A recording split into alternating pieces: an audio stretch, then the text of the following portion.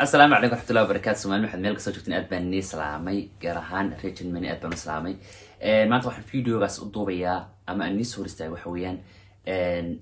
information كوسا بسن حلفة ديني بيش استعداد لحدين ودعيسي قفوا نوع عسومن حلفة داسي نوع عسوم وحويان إكران رالي يو فنان ريجن قرهان فنان ريجن مني حلفة داسي إنه قارت ريجن من قرهان شرفتيني كرامدين إنه يكترتها مركز إنتا كسبه waxaa jira dad badan isoo weydiinayay information ku saabsan xirfadda makaroon test loo baahan yahay maana istuwan kenya ha intaas oo dhan waa run weey qofka aan karoon test maalinta wadan 24 saac maalintaas ay socota ana wadan please muhiim ah baa ka soo qayb qaato sababtoo ah maalintaas waxa loo baahan yahay qofka aan karoon test wada annagu ma taagnin shaqaalaha aan oo shaqeynay joogo qof naga mid ah meeshaas oo ka shaqeynay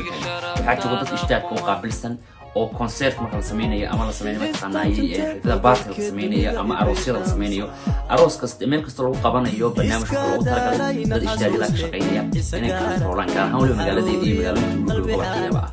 markaas intii hadhow adoon karoon test wadan ama warqadaada aan wadan ama mobilka karoon test aan ku wadan meesha laga celin lahaa waxa qurux badan in karoon test soo marto albaabka soo istata warqadaada ama mobilkaaga emailka lagu soo diro aad tusto albaabka soo qurux badan xaflada soo gasho marka xalfadeeni hore aan sameeysan jirnay waxay kaga dugan tahay waxa weeyaan xilli corona si dhamaanayo xaaladda wadanku ay iska cakarneedoon ognahay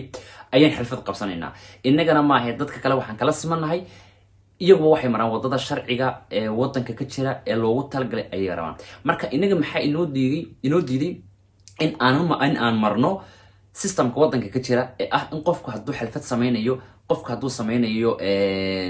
baart sameysanayo qofka hadduu sameysanayo nidaam kale oo bulsho isku keenayo in wadadeeda u maro oo dadka bulshada uu sameeyeen uu soo bandhigo marka biliis waxaan iga codsanayaa inagoo raaliya damba inoo wada tahay inaan waqti wada qaadano oo wada baashaalno oo xalfad qurux badan inoo dhacdo waxay ku xiran tahay qofka sidoo korontist wato qofkii irbada laba jeer qaatay ee kaarkiis geelbigana uu wato in uu soo yiraahdo waka korontist ma sameeyay labada jeer baa irbada waa liimuday qofkaas loogama baahna marka korontist kaliya waxa loo baahan yahay in albaabka horeeyo tuso wala arkay magaciisa oo switch way isleeyihiin hore u soconaya marka insha Allah information isku intaas fanaanadeena si fiican loo soo dhaweeyo si reetir min loo yaqaan insha Allah haduu la yiraahdo habeenkaas inoo barana waa bisha 8 6 haduu la yiraahdo iyo Düsseldorf yaan dhinacana marka wixii information haduu la yiraahdo hoosta nagu soo gudbinaya shaashada hoosta nagu soo gudbinaya waa lambaranta ayga soo xidhi doontiin